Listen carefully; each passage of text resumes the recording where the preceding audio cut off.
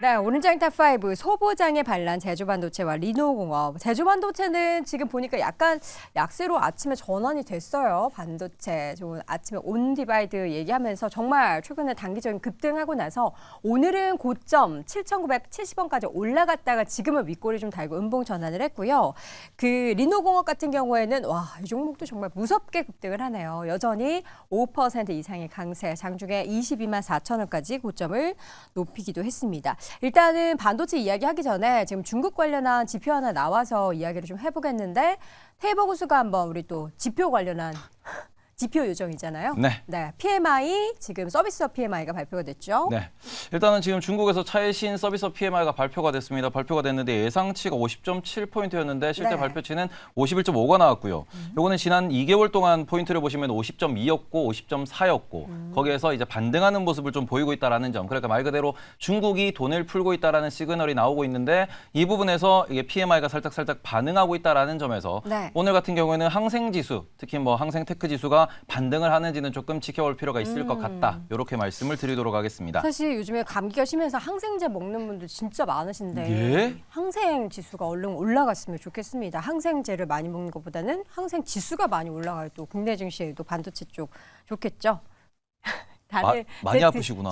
많이 아파가지고 정신이 좀 안 좋은 것 같습니다. 죄송하고요. 반도체 쪽 이야기로 다시 넘어오도록 하겠습니다.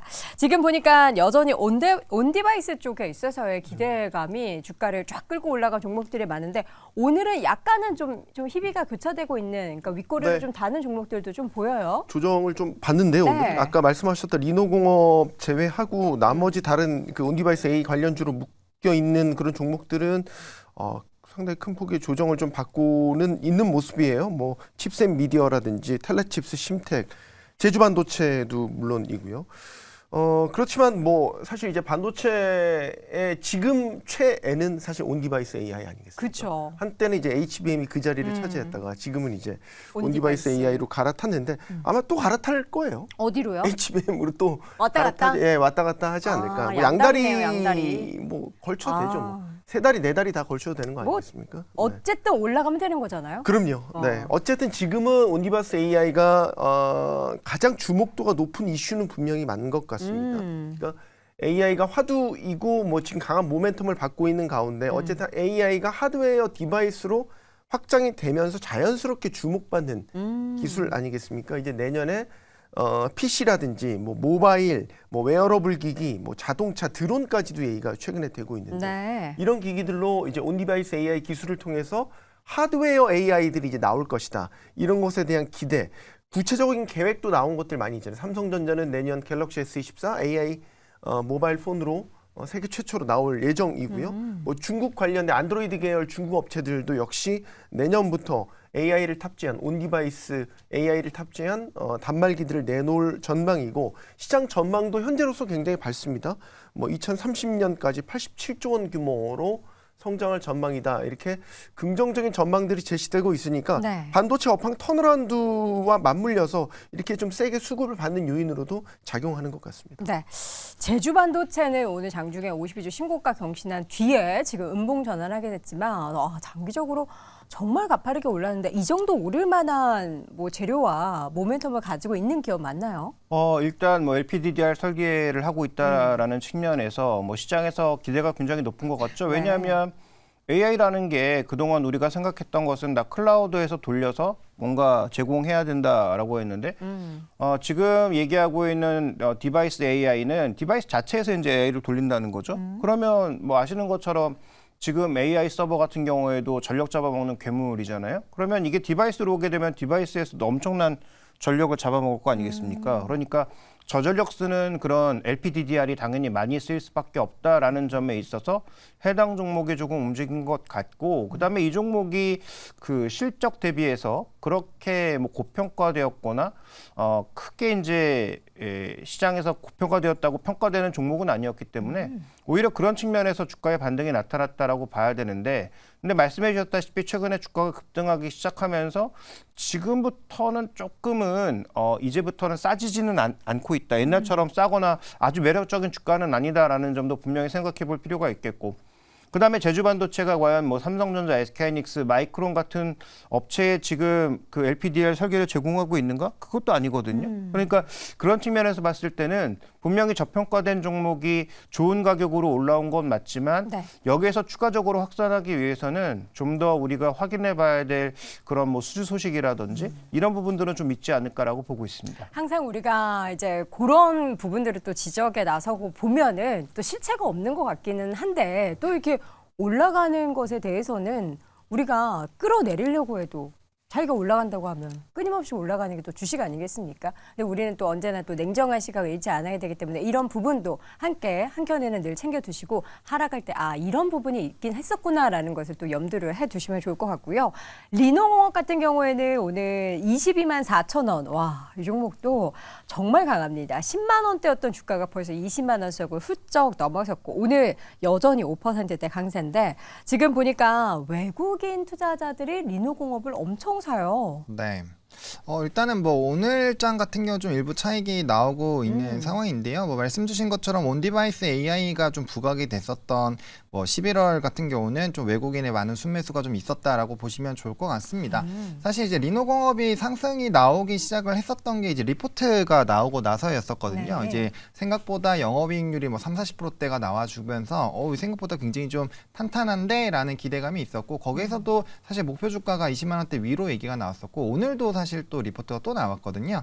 그러다 보니까 오늘 조금 더 수급이 쏠리고 있다라고 보시면 좋을 것 같고 뭐 NPU라든지 뭐 지금 MR, 뭐 AR 뭐 이런 이제 소켓 관련된 수요가 많이 늘어나다 보니까 해당 부분에서의 좀 테스트 R&D 소켓에 대한 수요가 많이 늘어날 것이다라는 전망이 일단 좀 있다라고 보시면 좋을 것 같고 사실 이제 소켓 쪽 같은 경우 새로운 신제품들이 나오게 됐을 때 특히나 뭐 DDR5로 넘어간다거나 이제 신제품들을 만들어낼 때가 사실 하나하나씩 만들어야 되기 때문에 단가가 굉장히 좀 강해지거든요. 그래서 그런 부분에서 좀 일단 상승력이 좀 크게 나왔다라고 보시면 좋을 것 같고요. 그다음에 이제 NPU 쪽으로 좀 대장이다라는 리포트 내용이 좀 있다 보니까 뭐 그렇게 된다면 사실 이제 NPU 쪽으로는 칩셋 미디어도 관련된 이슈로 주가가 굉장히 좀 많이 상승을 했거든요. 뭐 지금 최근에 빠지는 건 이제 무상증자 권리락 이후에 좀 무상증자 물량이 지금 들어왔고 거기서 좀 일부 차익이 나오는 것 같은데 어쨌든 NPU 이슈 나오고 나서부터 이 종목도 주가가 거의 뭐 150% 정도 올랐거든요. 그래서 그런 관점에서 본다라고 한다면 리노가 이제 두 번째로 좀 스타트를 끊고 있는 과정이어서 거기에 따른 좀 긍정적인 수급들도 조금은 쏟아지고 있는 것이 아니냐라고 보시면 좋을 것 같습니다. 지금 보면은 이제 우리가 HBM 관련된 종목 하면은 뭐 같이 올라가기도 하고 먼저 대장이 올라가고 따라 올라가는 그런 움직임이 나타나긴 했는데 이쪽도 다른 소켓 관련해서도 그런 움직임을 보이게 될지 그러니까 그동안 못 올랐던 종목들이 따라 올라가는 형상이 나타나게 될지가 궁금합니다. 리노공업 외에 지금 보면은 같은 종목군이라고 볼 수 있는 뭐 TSA 그리고 ISC 뭐 이런 종목들은 앞으로 따라가려고 준비하고 있는 거예요? 아니면 못 가는 이유가 있는 거예요? 일단은 대장주가 원래는 ISC였죠. ISC 네. 같은 경우에는 SK가 인수한다라는 이유로 먼저 출발했고요. 먼저 튀어 올랐습니다. 그리고는 그렇네. 다른 종목들 같은 경우에는 실적에 있어가지고 이렇게 우량하다, 우수하다라고 혹은 기술력이 좋다라고 평가하기가 아직은 좀 애매한 면이 있습니다.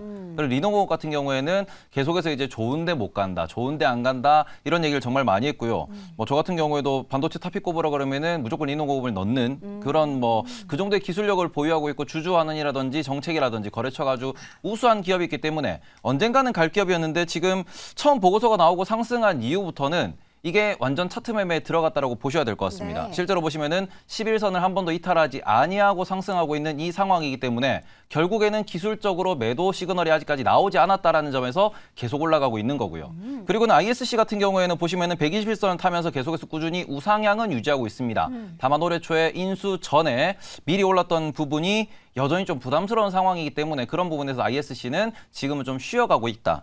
그래서 이게 결국에는 우리나라에서 잘하는 기업들, 기술력이 있는 기업들, 특히 항상 강조해서 말씀드리는 영업이익률이 높은 기업들 기준은 결국에는 우상향을 그려낼 수 있는 모멘텀이 힘이 있는 기업이다. 그래서 그런 부분에서 지금은 조금 과열이라고 볼 수 있겠으나 이게 뭐 차트가 조금 뭐 무너지고 조정이 나온다고 하더라도 그 이후에도 계속해서 관심 종목에 넣어 놓아야 되는 종목이지 않나 이렇게 생각하고 있습니다. 그럼 지금 과열이라고 하면 지금은 사면 안 되겠나요? 우리 작가님의 질문이 추격 매수해도 되는 자리인가 이거 넣은 거 보니까 작가님 되게 사고 싶으신가 봐요. 네. 지금 사면 안 되겠죠? 이렇게 지금 어찌 보면은 사면 안 되겠죠? 급등한 종목들 같은 경우에는 결국에는 마지막에 매도는 차트를 보면서 매도를 하게 됩니다. 그런데 그 차트에서 매도를 할 때 지금 가격과 11선 정도의 가격, 이 이격도를 생각을 하셨을 때 그게 손절 라인이라고 볼 수 있거든요. 그럼 그 손절 라인을 본인이 감당할 수 있느냐 없느냐 그 부분에 있어가지고 내가 이 매매 게임에 참여할 수 있느냐 없느냐를 보셔야 되고 오히려 지금은 이렇게 이제 올라가는 종목들보다는 오히려 상반기에 좋았으나 지금 언급되지 않는 섹터를 보시는 게 좀 더 현명한 투자지 않을까 네. 이렇게 말씀을 드리고 싶습니다. 네, 지금 정모 작가님이 너무 격하게 사고 싶다고 하는데 지금 격하게 말려야 될 그런 구간인 것 같습니다. 어떻게 지금 당연히 우리 김종현 교수님은 안 된다고 하실 것 같은데 근데 만약에 사실 거였으면 이 종목에 대해서 아마 저희가 일주일 전인가 2주일 전에 아마 언급한 적이 얘기했죠? 있었던 네. 것 같고요. 그때 뭐 테이버 전문가 같은 경우에는 뭐 탑픽으로 얘기하기도 했었는데 네, 그때 안 샀어요. 네, 그러니까요. 그러니까 지금 종목이 움직이기 시작했을 때라면 혹시 또 모르겠으나 지금 움직이기 시작해서 이미 주가가 그때 대비해서 30% 이상 올라왔는데 지금 이 구간에 추가적으로 투자하는 것이 맞는가? 물론 뭐 단기적으로 기술적인 추세가 좋으니까 더 올라갈 수 있겠죠. 네. 그런데 지금 구간에서는 우리가 위험 관리도 같이 고려해야 되는 가격으로 이미 접어들고 있기 때문에 저는 일단 그 부분에 있어서는 저도 말리고 싶다라는 네. 말씀을 드리고 싶고 알겠습니다. 또 하나 대안 종목이 너무 많은데 이 종목을 굳이 고집할 필요가 있느냐라는 생각을 하고 있는데요.